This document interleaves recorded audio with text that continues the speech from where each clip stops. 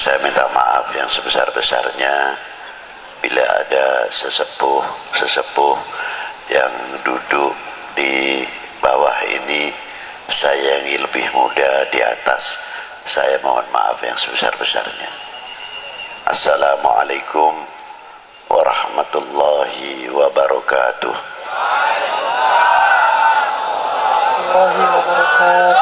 Alhamdulillahil awwalu bila ibtida wal akhiru bila intiha, jami'us sifatil ulia wal izzati wal kibriya,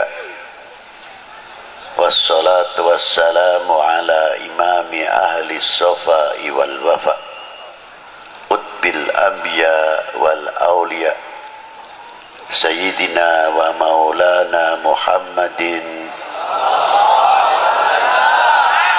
khairid dawa likulli saqamin wada, rahmatan wa shifa fi sirri wal jila, wa ala alihi wa sahbihi ma damatil ard was sama. Amma ba'du. Ayyuhas sadatinal a'izza al fudala, yang saya banggakan dan yang wajib saya cintai, saya hormati para sesepuh, bini sepuh, para alim ulama, para ajengan, hapunten anu seueur bising sing abdi henteu tiasa nganebatkeun salah hijina, lain kurang ngahormatan atau kurang mahabbah tisim kuring. Yang saya hormati Bapak Kapolda Banten, Bapak Wakapolda Banten, jajaran Kapolres, dan yang saya hormati Bapak Danrem. Danrem berapa Pak? 064 beserta para bapak-bapak dandim, dan yang saya hormati Bapak Ketua MUI, DPRD, tokoh-tokoh masyarakat, tokoh-tokoh agama, dan yang saya hormati bapak-bapak dari instansi pemerintahan, sipil, TNI, Polri, yang selalu kami banggakan, bapak-bapak Muspika, Pak Camat, Pak Danramil, Pak Kapolsek beserta jajarannya, bapak-bapak Bupati, maaf, Wakil Bupati atau yang mewakilinya, panitia penyelenggara dalam rangka Banten berselawat, hadirin wal hadirat rahimakumullah. Saya tuh sebetulnya sudah aras-arasen cek Sunda mameureun hati teh teu geunah bade dongkap ke Banten. Punten wae bising Sundana kasar sebab abdi teh urang Pekalongan. Jadi bising aya nu salah-salah nyahampunten we ka abdi. Ulah kirang-kirang. Para bapak, para ibu, karena apa? Tidak apa-apa, karena saya fisiknya itu kurang baik. Tapi mendadak saya takut kalau dimarahi oleh Maulana Hasanuddin Banten. Takut kalau dimarahi Maulana Yusuf, lebih-lebih ayahnya Maulana Hasanuddin Banten, Qutbil Aqtab, Sayyidi Syekh Maulana Syarif Hidayatullah. Maka saya memohon dengan Allah, tawasul kepada beliau. Alhamdulillah, saya habis sholat Jum'ah jam 2 maghrib, lebih sedikit jam 6:15 sudah masuk ke Cilegon. Itu diantara karomah para sesepuh-sesepuh di Banten ini. Ma'asyiral muslimina wa rahimakumullah. Apa sih sebenarnya sholawat itu? Kalau orang baca sholawat sudah banyak yang mengerti. Mungkin sholawat nariyahan, mungkin sholawat munjiat, dan sholawat-sholawat yang lain.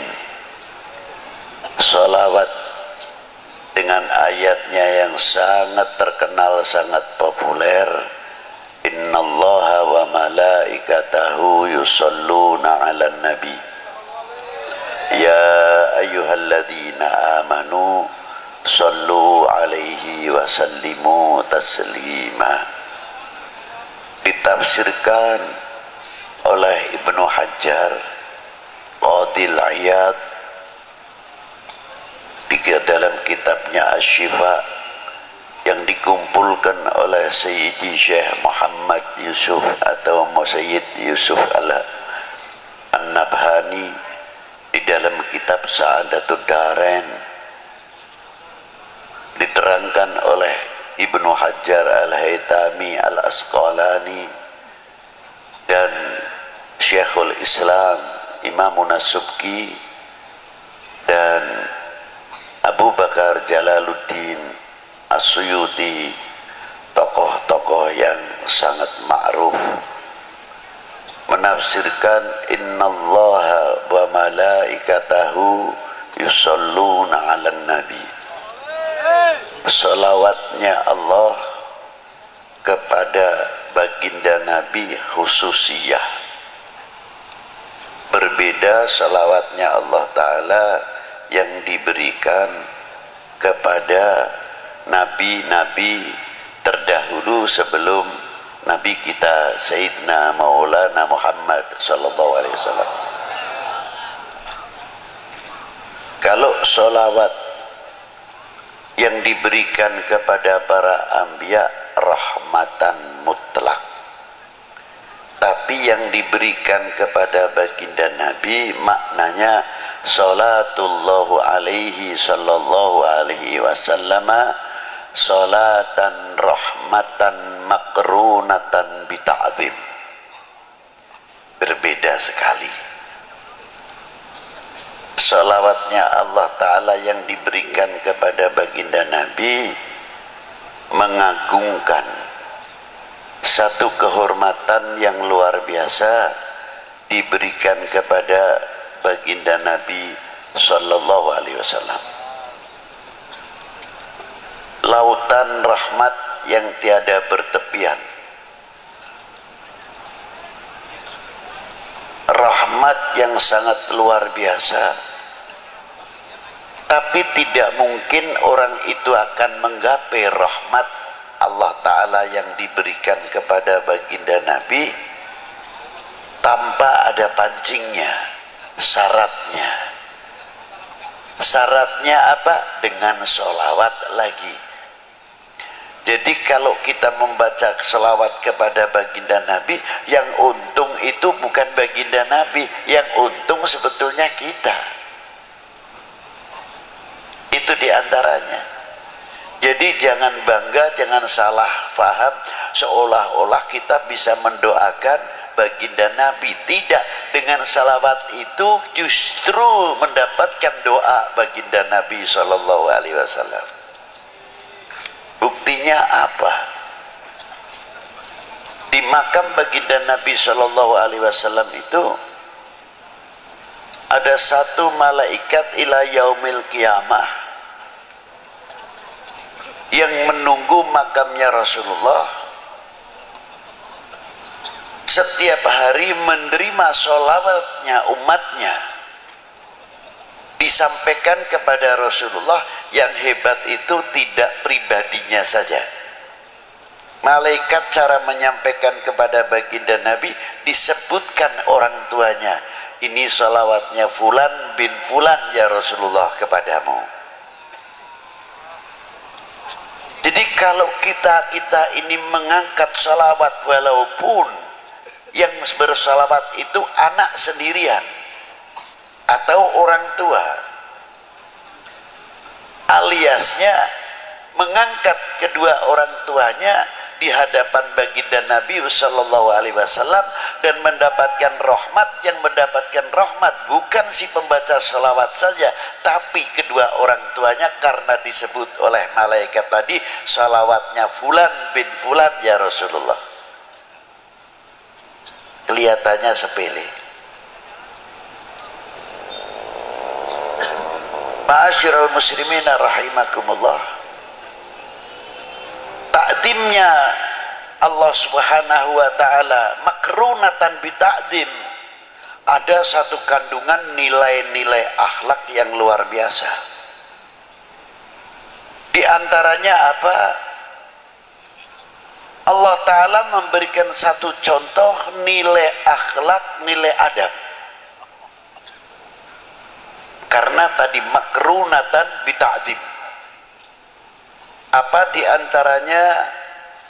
La taj'al du'a ar-rasul bainakum kadu'ai ba'dukum ba'da. Jangan engkau memanggil kepada kekasihku ini sebagaimana engkau memanggil sesamamu. Allah Ta'ala tidak pernah memanggil dengan kalimat nida ya Muhammad atau ya Ahmad.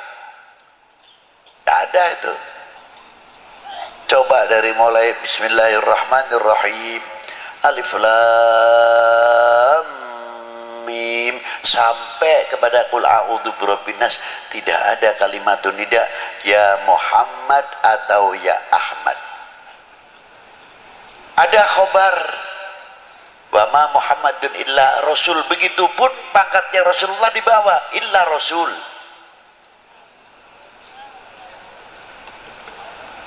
Ada akhir suratul Fatah, Muhammadur Rasulullah walladzina ma'ahu asyidda'u 'alal kufar ruhama bainahum tarahum ruk'an sujjadan yabtaghuna fadlan minallahi wa ridwana. Disebut juga Muhammadur Rasulullah, pangkatnya di bawah. Ini khobar, bukan nida ya Muhammad, tidak.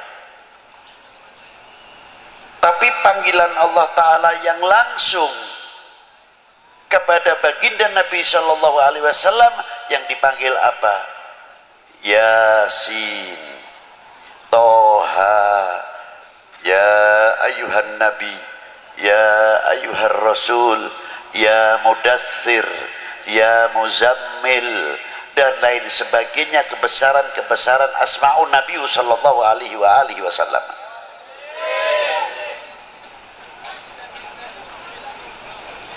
Itu diantaranya.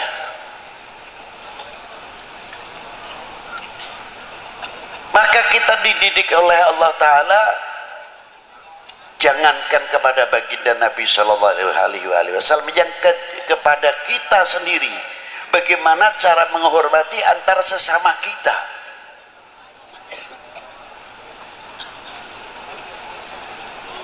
Ada bapak kepala desa, kita tahu namanya si A, umurnya jauh lebih tua saya, tapi beliau sudah mendapatkan kepercayaan oleh orang sedesa menjadi bapak kepala desa.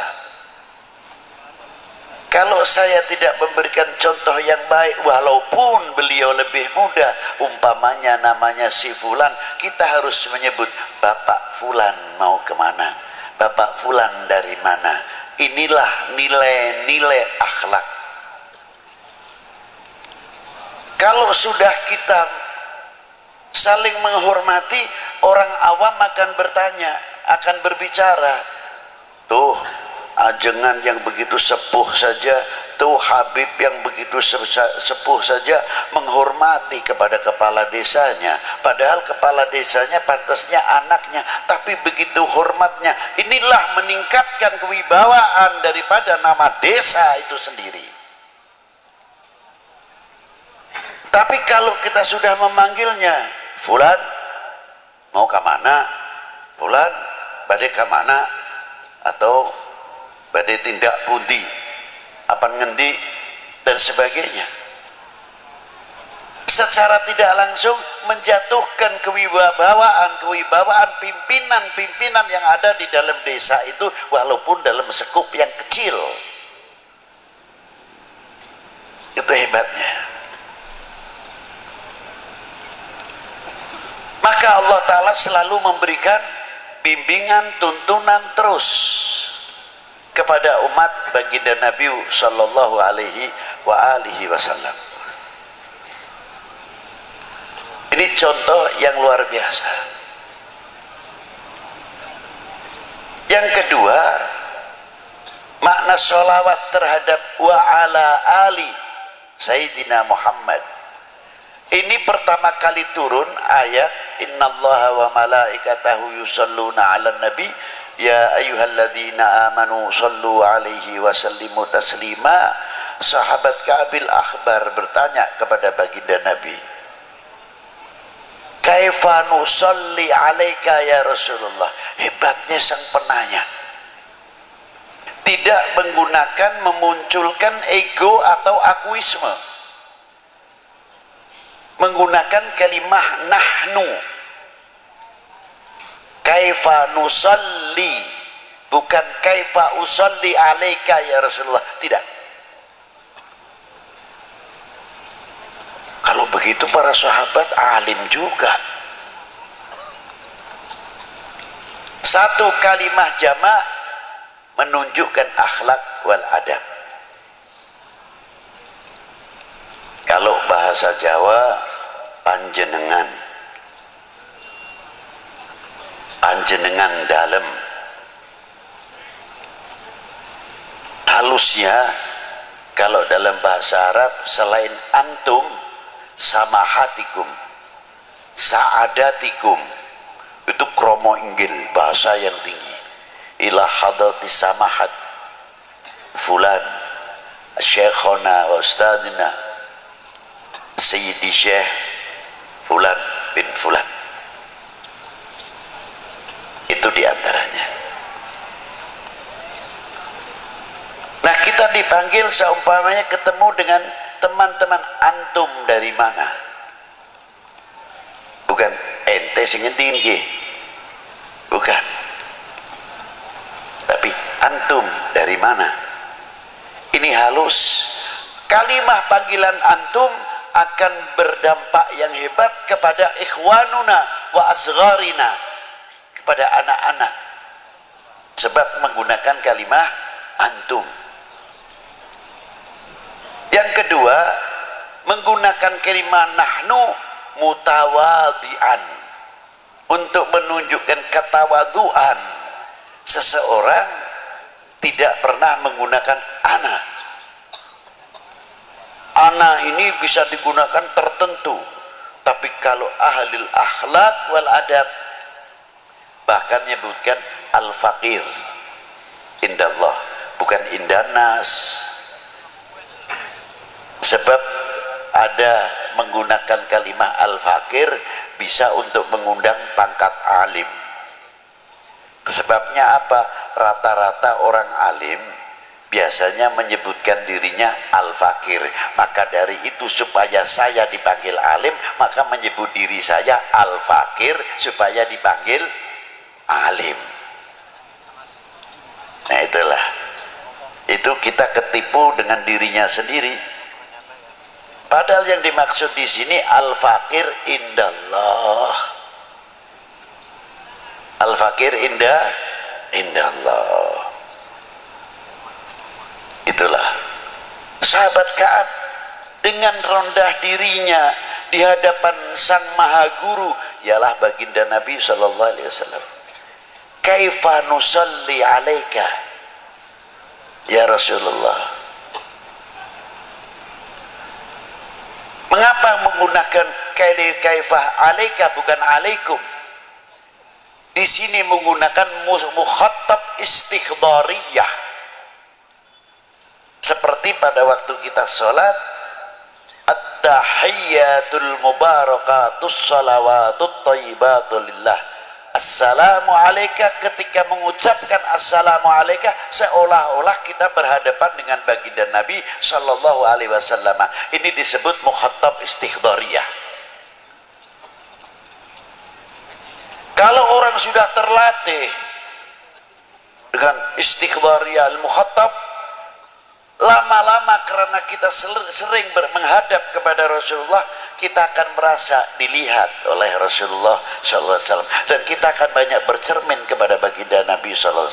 Bercermin tutur kata kita, bercermin pandangan kita, bercermin wawasan kita, jauh bercermin telinga kita sampai mata, telinga, mulut, sebagaimana kita menghasilkan karya wudhu. Karya wudhu yang telah melahirkan dan menyentuh, mencapai batiniah. Wudhunya bukan untuk zahiriyah saja.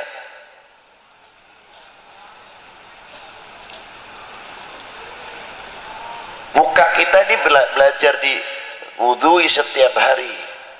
Kalau kita hitung membasuh muka saja 3 kali, kali 5. Kalau setiap sholat wudhu sudah 15 kali. Kali 30 berapa? Berarti sudah 450 cuci muka dengan air wudhu. Sudahkah menyentuh batiniah kita atau belum? Kalau wudhu kita menyentuh batiniah kita, akan menghilangkan akuisme. Kun mutawadian, rendah diri. Semakin bercahaya mukanya, min athari nuril wudhu, sebab setiap orang membasuh mukanya keluarlah dosanya, kata Nabi sallallahu alaihi wasallam, min fadailil wudhu. Apalagi setiap habis wudhu salat syukral wudhu, dan banyak orang ingin rezekinya banyak, jangan tinggal wudhu, mudawamatil wudhu. Insya Allah itu urusan rezeki luar biasa. Mangkana mudawamatil wudhu. Nah, itu diantaranya. Apa yang diwudhui diantara kita? Ya mata kita, mulut kita. Berarti selalu setiap hari kita sucikan mata kita, mulut kita. Kalau sudah menyentuh batiniah kita, pasti mata kita akan mempunyai pandangan dan wawasan yang jauh dalam segi ilmu dan lain-lainnya. Segi ilmu, segi agama, sampai kepada wawasan kebangsaan, wawasan kita itu jauh. Satu contoh. Dan yang kedua, akan menutup aib. Siapa? Min ikhwanunal mu'minin wal mu'minat wal muslimin wal muslimat, akan menutupi cacatnya, kekurangannya saudara kita mukminin wal muslimat dan saudara kita sebangsa setanah air. Karena di Indonesia itu ada dua persaudaraan. Yang satu, saudara kami seagama, sebangsa, setanah air. Yang kedua, saudara kami sebangsa, setanah air. Itu persaudaraan. Itu yang harus kita jaga, keutuhannya dan sebagainya. Ini dua. Mestinya kita pandai-pandai menutupi. Bukan berarti kita mendiamkan kejelekan atau keburukan, kesalahan, tidak. Kita nasihati sendiri. Jangan sampai orang lain, bangsa lain bertepuk untuk kita, karena kita membuka kekurangan-kekurangan apa yang ada dalam umat ini atau dalam bangsa ini. Di mata ini tugasnya. Yang kedua, telinga mempunyai filter, bisa memisahkan mana yang akan menjadikan pecah belahnya umat ini dan pecah belahnya bangsa, pecah belahnya keluarga, pecah belahnya tetangga, pecah belahnya kampung. Kalau ada berita-berita yang akan mengakibatkan kita berseberangan, saudara terkadang sekandung atau saling atau sesama tetangga, tapi telinga ini sudah mempunyai filter yang selalu bercermin kepada baginda Nabi SAW, dengan air wudhu tersebut akan bisa menepis hal-hal yang berakibat perpecahan antar sesama kita. Itu telinga tugasnya kalau diwudhui. Tutur kata kita juga bagian yang diwudui pasti insya Allah akan banyak meniru bagaimana tutur kata baginda Nabi Sallallahu Alaihi Wasallam. Satu contoh aja yang ringan Pak, kalau kita makan saking asyiknya, biasanya satu butir nasi itu ada yang ketinggalan di sini atau di jampangnya atau di mana nih kumisnya. Sudah cuci tangan, terkadang kita tidak sadar, kita melihat, ya Allah, itu orang tua lagi, itu nasinya ada satu butir yang di sini. Kalau kita langsung menegur, tersinggung, Pak, itu ada nasinya gimana? Malu paling tidak. Segi nilai akhlak kurang baik, walaupun toh itu benar.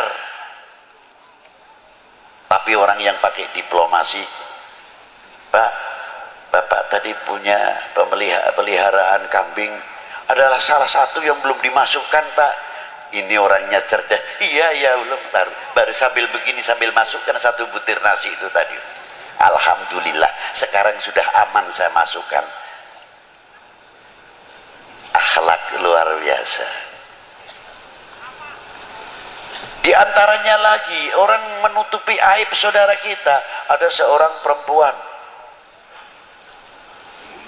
tinggi besar, masuk ke rumahnya Khatimul Asam, entah itu waing, entah itu keberatan badannya, naik ke tingkatan rumah, dari beratnya bawah ikut bicara, prop gitu, kentut istilahnya. Ini perempuan malunya luar biasa, tersipu-sipu, pucat dari rasa malunya. Khatimul Asam kebetulan di situ sambil baca kitab asyik. Akhirnya, Assalamualaikum. Khatimul Asam tidak menjawab, pura-pura nggak dengar. Maka disebut Asam itu tuli. Karena apa? Karena itu menutupi aib perempuan itu tadi. Sampai Assalamualaikum enggak. Setelah kitabnya diberikan keras, Assalamualaikum, baru Waalaikumsalam gitu. Perempuan itu terus sadar, Alhamdulillah saya keras bersuara, beliau baru dengar. Berarti saya tadi kentut itu beliau tidak dengar saya. Alhamdulillah, lega hatinya. Jam itu Allah Ta'ala membuka pintu rahmatnya. Khatimul Asam diangkat oleh Allah Ta'ala menjadi walinya, sebab menutupi aib saudara mukmin kita. Itu asal usul terkenal Khatimul Asam. Ma'asyiral muslimin rahimakumullah. Dan selanjutnya sampai tangan yang diwudui, kaki yang diwudui. Kalau umat Islam benar-benar tangan yang sudah suci ini, ya maaf saja, tangan yang sudah bersih, menjalankan sholat 5 waktunya baik, tutur katanya baik, mukanya tabassum baik, dan lain sebagainya. Mungkin tangan yang bersih ini tidak mau kalau diajak korupsi. Sebabnya apa? Setiap hari sudah dibersihkan. Tapi karena kurang mendalami babul wudhu sama babul sholat, ya terkadang terpaksa menjadi oknum karena tidak tahu cara athar min atharil wudhu itu tadi. Nah, sahabat Ka'ab tersebut kita kembalikan kepada beliau dengan kalimah nahnu. Rasulullah menjawabnya apa? Qulu Allahumma salli ala Muhammad wa ali Muhammad. Jawabnya, pertanyaannya nusolli alaika, yang menjawab qulu. Karena ada apa? Apakah itu Rasulullah karena berdasarkan pertanyaannya Ka'bil Ahbar? Tidak. Berdasarkannya ayat juga, kalimahnya jamak. Ya ayyuhalladzina amanu shollu, maka Rasulullah di sini menjawabnya qulu Sahabat Ka'ab pun tahu karena perintahnya Allah, ya ayyuhalladzina amanu sallu alaihi wasallimu taslima, maka kaifa nusalli alaika. Itu hebatnya antara sahabat dengan baginda Nabi sallallahu alaihi wasallam. Komunikasi yang sangat indah. Ananiyahnya, akuismenya sahabat Ka'ab tidak ada. Rasulullah pun memberikan contoh. Pada waktu kaifa nusalli alaika ya Rasulullah, Rasulullah diam, tidak langsung menjawab. Diam dulu. Setelah berapa saat Rasulullah membacakan salawatnya, Allahumma salli ala Muhammad wa ala ali Muhammad kama sallaita ala Ibrahim wa ala ali Ibrahim. Tidak menggunakan Sayyidina. Sahabat Ka'ab sebagai murid sedang dituntun, dibimbing oleh sang guru. Apa adanya Rasulullah memberikan satu contoh, Allahumma salli ala Muhammad, murid pun mengikuti Allahumma salli ala. Tapi ketika keluar, sahabat Ka'ab tetap menggunakan kalafdu siyadah bidalil ana sayyidi waladi Adam. Loh, makanya sahabat menambah berani kalimah lafdu siyadah sayyidina Muhammad wa ala ali sayyidina Muhammad. Lafdul kalimah ali maknanya fi maqamati doa, bukan khusus untuk keluarga Nabi saja, tapi kalimah wa ala ali adalah untuk ummah sayyidina Muhammad sallallahu alaihi wasallam. Indah maqamati doa.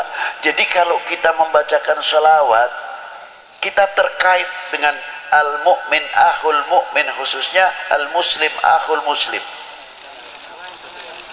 Allahumma salli ala sayyidina Muhammad, Allahumma salli ala sayyidina Muhammad. Mungkin yang di Pekalongan, yang di Jawa Timur jauh mendapatkan semuanya ini.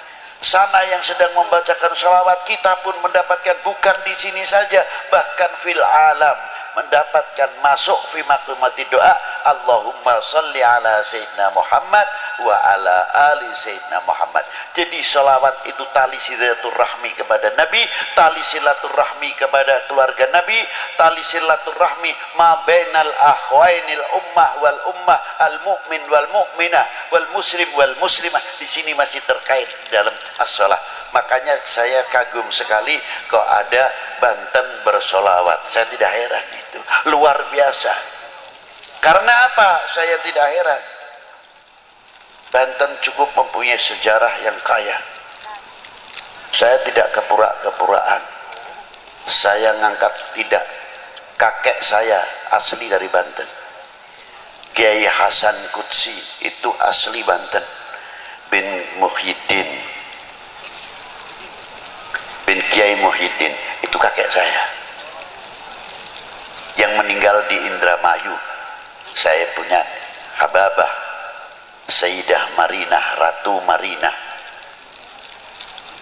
Jadi saya kesini itu istilahnya sedikit pulang kandang. Di mana napak tilas saya punya datuk-datuk, termasuk anak saya Zainal Abidin. Ma'asyiral muslimin rahimakumullah. Mulai Maulana Syarif Hidayatullah dan beberapa saudara-saudara pada waktu itu minal ulama wal arifin yang ada di mana Wali Sembilan ini. Saya kalau ditanya, Habib, keistimewaannya ziarah Wali Sembilan apa? Saya cuma oleh-olehnya satu, Pak, malu. Loh, kenapa malu? Iya, malu, benar-benar malu. Di antaranya, apa tidak mengambil barokah? Lekaromah terlalu tinggi kalau soal itu. Saya cukup saja dapat ilmu, malu itu sudah luar biasa. Apa di antaranya kok malu? Saya di Sunan Ampel, para bapak, para ibu, makamnya di tengah desa, masuk gang-gang di situ Ampel Dento, Ampel Suci, Ampel Gading dan lain-lainnya. Rata-rata toko-toko yang mahal-mahal di dalam kampung, bukan di pinggir jalan. Ternyata menunggu, menghormat tamunya Kanjeng Sunan Ampel yang satu hari tidak lepas 100 bis, apalagi kalau Jumat Kliwon atau Jumat Legi di sana, ratusan bis yang datang. Jadi saya pikir, ya Allah, Sunan Ampel masih di dalam kubur, masih bisa membuat ekonomi kerakyatan, masih bisa memakmurkan lingkungan. Coba kalau tidak ada Sunan Ampel, mana mungkin orang akan datang? Paling ziarah ke masjid kuno selesai. Setiap hari non-stop. Dan setiap orang yang ziarah ke sana bisa mempersatukan umat. Baca Yasin sendiri, baca Waqiah sendiri, yang satu baca tahlil, yang satu baca salawat. Tidak ada yang intervensi. Kamu jangan selawatan terus, jangan keras-keras bacanya, saya masih baca Yasin. Yang saya Yasin ongko-ongko saja, baca santai, tidak menyalahkan. Coba ditarik kembali ke Maulana Syarif Hidayatullah, separuh muslim, separuh non muslim. Hebat.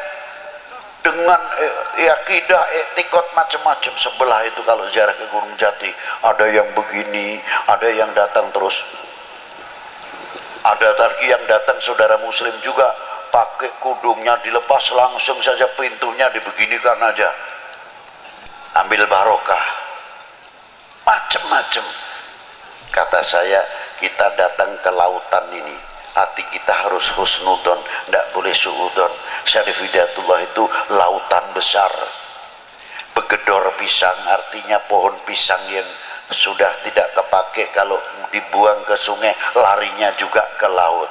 Kotoran apa saja yang masuk sungai larinya semuanya ke laut, diterima semua oleh laut.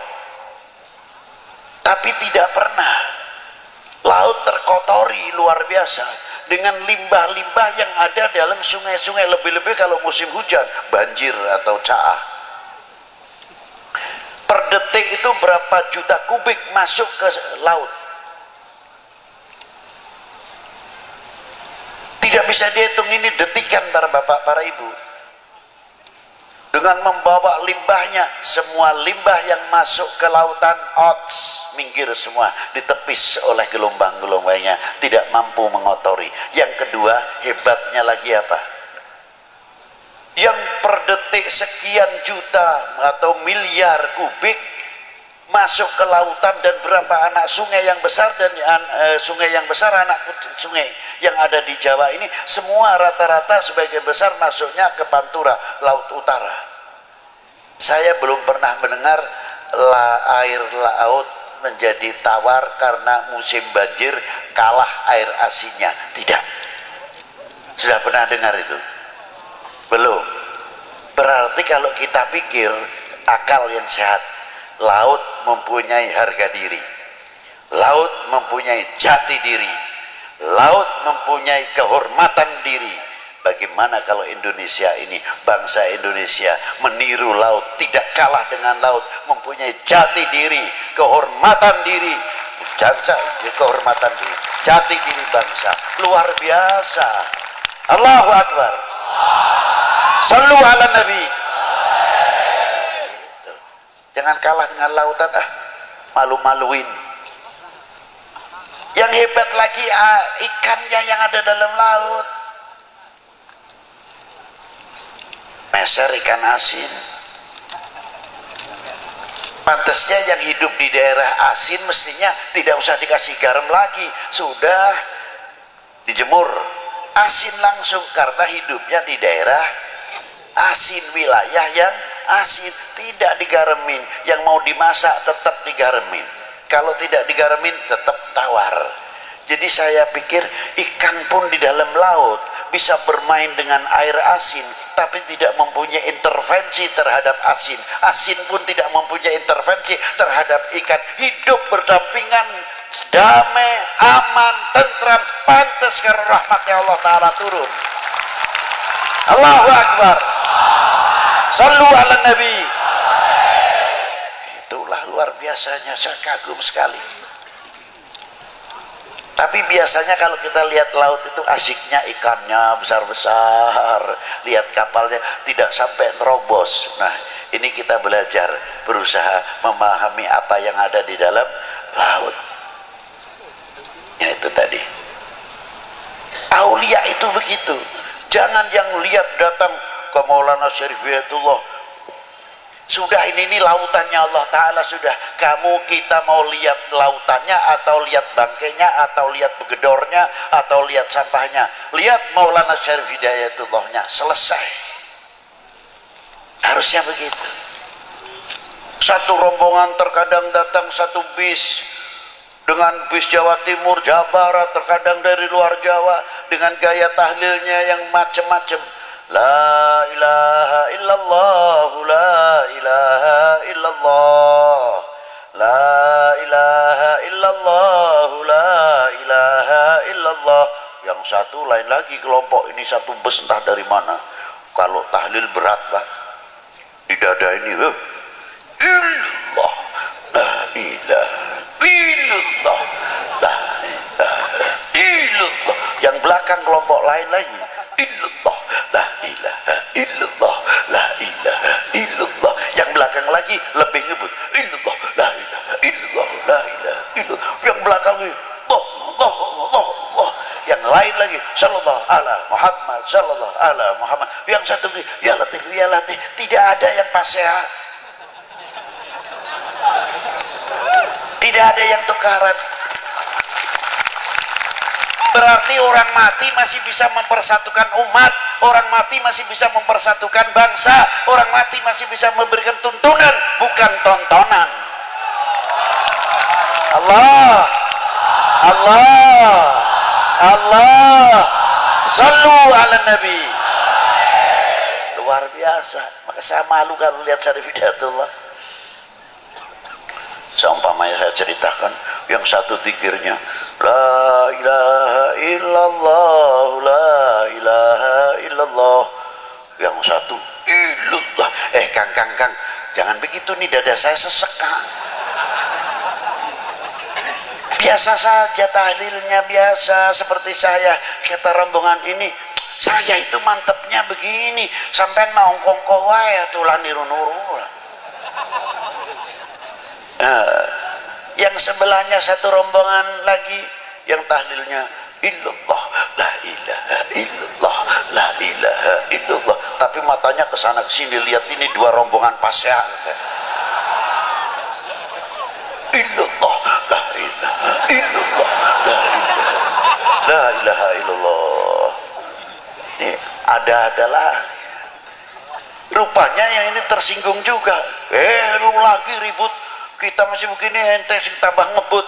Kata yang ngebut, lo kalau saya tidak ngebut mana mungkin saya dapat banyak. Nah, itu. Enggak lama datang orang gede untung besar, pakainya speaker nih dikempit begini kan. Saya kira ini aduh, jangan-jangan suaranya orang sudah tinggi begitu tuh, top dah suaranya. Aduh, saya menyingkir aja dulu lah daripada kena suaranya speakernya, sebab orangnya begitu tinggi. Saya kira suaranya sama dengan tingginya. Enggak tahu. Ila hadratin Nabil Mustafa Sina Muhammadin sallallahu alaihi wasallam, Al-Fatihah. Ada lagi ini namanya pengalaman ziarah di Maulana Syarif Hidayatullah, dan di mana-mana asik juga saya pikir gitu.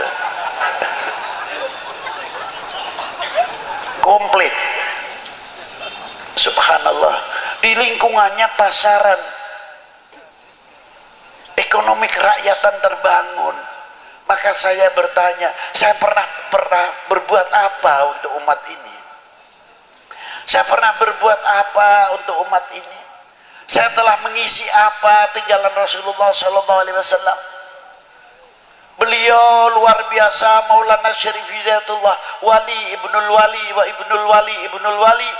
Sibtun Nabi SAW, Maulana Syarif Hidayatullah bin Imaduddin Abdullah bin Ali Nurul Alam bin Jamaluddin Hussein bin Ahmad Syah Jalal bin Abdullah Uthman Khan bin Amir Abdul Malik bin Alwi bin Malfaqi bin Muhammad Saib Marbat bin Ali Khalid Qasam bin Alwi bin Muhammad bin Alwi bin Ubaidillah bin Ahmad Al-Muhajir bin Isa An-Nagi bin Muhammad An-Nagi bin Ali Al-Uraidi bin Ja'far Sadiq bin Muhammad Al-Baqir bin Ali Zainal Abidin bin Husaini Sibti bin Ali bin Abi Talib wa bin Fatimah Zahra al-Batul binti Rasulillah sallallahu alaihi wasallam Rasul. Faqala Nabi sallallahu alaihi wasallam, ahli baiti kama tali safinatin Nuh, anak cucuku bagikan perahunya Nabi Allah Nuh. Alhamdulillah, Banten mempunyai safinatun Nuh. Man rokibaha najah, barang siapa menaikinya selamat. Sebab safinatun Nuh, siapa beliau? Maulana Hasanuddin bin Syarif Hidayatullah wa Muhammad Yusuf bin Hasanuddin Al-Bantani bin Maulana Syarif Hidayatullah. Tubahlah beruntunglah kalian mempunyai paku di negeri ini. Tidak cukup di Banten saja. Ada seseorang wali besar ziarah ke Maulana Syarif Hidayatullah, namanya Al-Habib Alwi bin Muhammad bin Tahir Al-Haddad.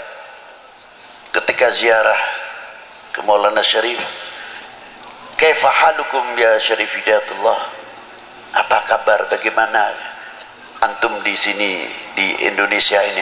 Ana hami fil Jawa, saya adalah pelindungnya di Jawa ini. Ketika Syed Habib Alwi ziarah ke Maulana Syed Ibrahim Bonang, kaifa halukum ya Syekh Sunan Bonang, apa kata Syarif Maulana Syarif Hidayatullah?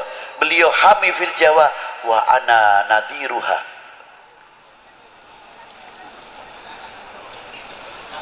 Direksinya artinya. Ketika ziarah ke Maulana Hashim Sunan Derajat, apa kata kakakku, adikku Maulana Ibrahim dan Syarif Hidayatullah? Beliau nadiruha wa hamiha, dijawab oleh Maulana Hashim Sunan Derajat, ana harisuha. Indonesia insyaallah selagi ada 3 orang ini insyaallah payung rahmatnya Allah Ta'ala luar biasa.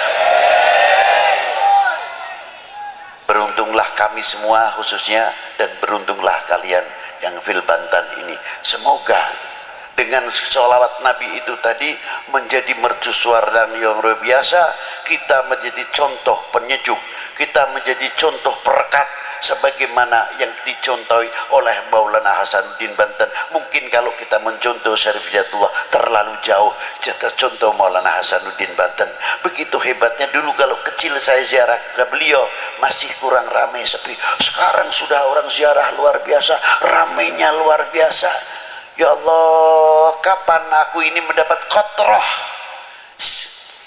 sedikit sajalah dari Maulana Hasanuddin, bisa memberikan satu contoh yang luar biasa.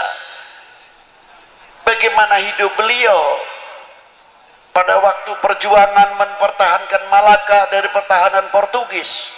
Bagaimana anaknya Sultan Abdul Fattah Adipati Yunus mengirimkan pasukannya untuk mempertahankan Indonesia daripada serangan Portugis yang sudah menduduki Malaka dan lain sebagainya.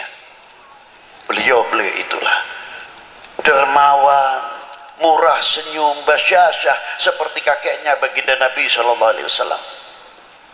Sampai mati pun masih bisa memikirkan ummah, masih bisa sebab memberi makan yang hidup. Luar biasa. Kita ketinggalan dengan para wali-wali 9 khususnya. Beliau mempunyai manajemen hidup rapi, mempunyai visi misi rapi, mempunyai konsep yang luar biasa. Bukan terus kita dakwatul Islam dengan cara-cara yang kurang terpuji. Beliau berdakwah dengan akhlakul karimah yang luar biasa. Yang ahli pertanian dengan pertaniannya, yang ahli ketabiban dengan ketabibannya, yang ahli penyakit dengan ahli penyakitnya, yang ahli pembangunan dengan pembangunannya, yang ahli ekonomi dengan ahli ekonominya, sehingga pada waktu itu makmur apa yang dipimpin oleh para beliau-beliau. Itu hebatnya Wali Sembilan. Kita kalah, itu diantaranya. Maju luar biasa, tapi terkadang kita ketinggalan. Kita masih berbicara khilafiyah, talqin, tahlil, maulud, manakib, teater, nabubu. Sampai kapan? Tertinggal dan tertinggal. Kita malu rasanya. Rasulullah ketika hijrah, pedangnya bisa diganti dengan pedang apa? Melahirkan ilmuwan intelektual, membangun sarana pendidikan, sarana ibadah, membangun dunia ekonomi yang luar biasa, membangkitkan dunia pertanian yang luar biasa. Mungkin kalau kita terjemahkan dengan bahasa sekarang, Allahu Akbar, bangun ekonomi, Allahu Akbar, bangun marketing, Allahu Akbar, bangun perguruan tinggi khusus ilmu Al-Quran, ilmu pengetahuan yang ada di dalam Al-Quran. Allahu Akbar, bangun supermarket, Allahu Akbar, bangun mall, bukan Allahu Akbar, bangun khilafiyah. Dari sini ke sana, dari sana ke sini, talqin, tahlil, maulud, manakib, terus begitu dan begitu, tidak ada habisnya. Yang satu membid'ahkan, yang satu menjawab, dan lain sebagainya. Sedangkan bangsa lain membuat senjata yang hebat, membuat nuklir yang hebat, pesawat tempur yang hebat, pesawat-pesawat ataupun kapal-kapalnya yang luar biasa, canggih-canggih luar biasa. Kita tertinggal. Betul? Betul enggak? Tinggal. Belum pesawatnya untuk jamaah haji. Yang bikin siapa? Ketinggalan lagi. Ilmu IT, antropolognya, astronominya, elektronya, ketinggalan semuanya. Obat-obatan sampai alat-alat kedokteran, siapa yang bikin kita ketinggalan juga? Yang bahas khilafiyah terus, sampai kefanatikan kita hampir pudar. Maaf, jangan tersinggung. Maaf Bu, jangan marah ya. Saya ngomong-ngomong seadanya aja. Seandainya kita itu fanatik dengan apa yang hasil bumi pertiwi ini, kita bisa mengejar ekonomi kita yang tertinggal. Karena apa? Hasil karya bumi pertiwi kita terangkat namanya.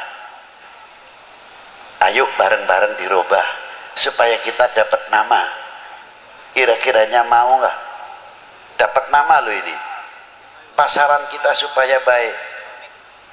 Dirubah jambunya jambu Indonesia, jambunya jambu Banten, jambu Pandeglang, jambu Serang. Keluarkan kualitas yang luar biasa. Nanamnya di Indonesia, apa di Indonesia, yang dapat nama orang lain jambu Bangkok. Sampai ayamnya bertelur di sini, apa di sini, ayamnya ayam nasib. Kira-kiranya malu nggak? Kira-kiranya tertinggal kita. Duren Bangkok, duren motong.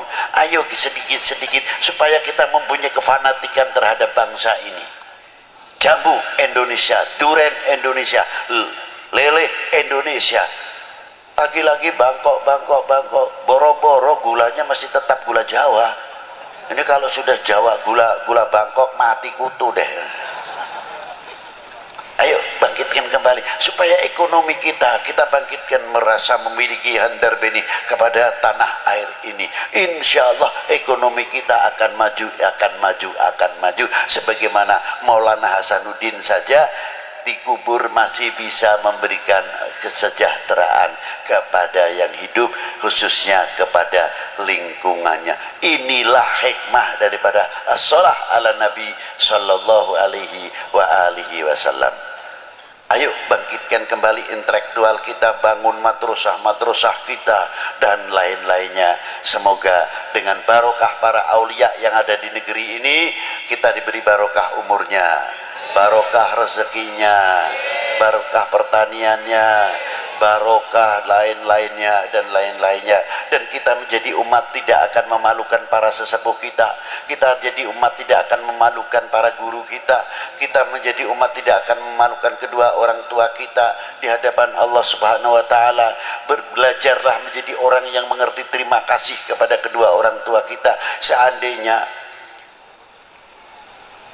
gunung yang paling terbesar di sini umpamanya Gunung Krakatau atau Gunung Karang dijadikan emas untuk membalas jasanya kedua orang tua kita dan guru kita, belum apa-apa. Jangan dikira kita sudah begini.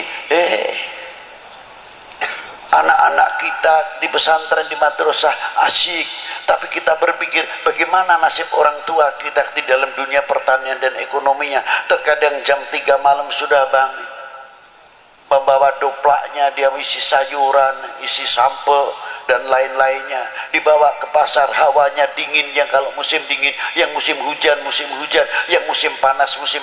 Demi siapa? Demi anak-anaknya yang di dalam pesantren, yang di dalam madrasah dan lain sebagainya. Mestinya kita malu kepada para beliau. Bagaimana tokoh-tokoh ulama kita terdahulu di dalam menasyru syariah wal Islam, fasilitas masih begitu hebatnya, sulit sekali. Kalau Habib Lutfi lain, dari Pekalongan ke sini pikirannya sudah dapat, terbayang ini amplopnya tebal pak tipis, lain bayangannya. Kalau beliau berdakwah mengeluarkan amplop, berbeda sama saya berdakwah mengharapkan jauh dah itu. Ini untuk saya pribadi, bukan saya mengkritik kepada orang lain. Jauh. Itulah. Maka kiai-kiai ulama-ulama dahulu rata-rata benghar, kaya. Luar biasa. Sebabnya apa? Santrinya banyak tidak bawa ongkos. Digembleng, dibina oleh para ajengan-ajengan kita. Sampai menjadi penerus-penerus ulama-ulama yang luar biasa. Santri-santri yang luar biasa. Dan Banten cukup melahirkan kitabnya yang belum tercetak saja masih 400 kitab lebih taklif dari Kiai Nawawi Al-Bantani. Itu Banten. Belum Syekh Abdul Karim, Mursyidut Thariqah Qadiriyah, dari Syekh Ahmad Khatib Sambas sampai ke atas. Orang yang lalai hatinya, yang kotor, dihias oleh Syekh Abdul Karim. Ala bidzikrillah tatmainnul qulub. Thariqah itu untuklah pembersih hati. Sebab tempatnya takabur di sini, sebab tempatnya riya di sini, sebab riya tempatnya hasud di sini, dan segala-gala penyakit hati sampai penyakit ghaflah, lalai kepada Allah Subhanahu wa taala, sumbernya dari sini, yang memancar kepada otaknya, matanya, telinganya, sehingga kita menjadi orang yang lalai kepada Allah Subhanahu wa taala. Dibersihkan dengan pelantara Syekh Abdul Karim Al-Bantani melalui thariqah ala bidzikrillah tatmainnul qulub. Dibersihkan itu thariqah itu gunanya diantaranya membersihkan hati, terutama daripada lalai. Kalau kita sedang mengucapkan la ilaha illallah, merasa didengar, dilihat oleh Allah Ta'ala, merasa diperhatikan oleh baginda Nabi sallallahu alaihi wasallam. Artinya kita sambil bercermin la ilaha illallah, selalu kita robitoh kepada guru-guru kita sampai mampu robitoh kepada baginda Nabi sallallahu alaihi wasallam. Kalau kita bisa mengamalkan itu, aman luar biasa. Karena apa? Kita selalu merasa didengar, dilihat oleh Allah Subhanahu wa. Mau berbuat maksiat malu, mau ngomongin orang malu, mau nyaci maki orang malu, mau nyacat orang malu, karena kita selalu dilihat oleh Subhanahu wa ta'ala. Itulah diantara pentingnya thariqah. Semoga kita dimasukkan golongan min ahli la ilaha illallah Sayyidina Muhammad Rasulullah sallallahu alaihi wasallam. Demikian yang saya bisa sampaikan. Saya tidak bisa panjang lebar, tapi saya hanya bisa berdoa, semoga majelis ini, saya minta sama Allah Ta'ala, tawasul kepada baginda Nabi SAW, Ya Rasulullah, ini tawasaltu bika, kita mohon kepadamu ya Allah dengan tawasul kepada kekasihmu, semoga majelis ini sampai majelis dunia wa akhirah bisa duduk bersama Rasulullah Shallallahu Alaihi Wasallam. Allahumma, itulah yang bisa saya sampaikan, kurang lebihnya wal afu minkum, wassalamualaikum warahmatullahi wabarakatuh.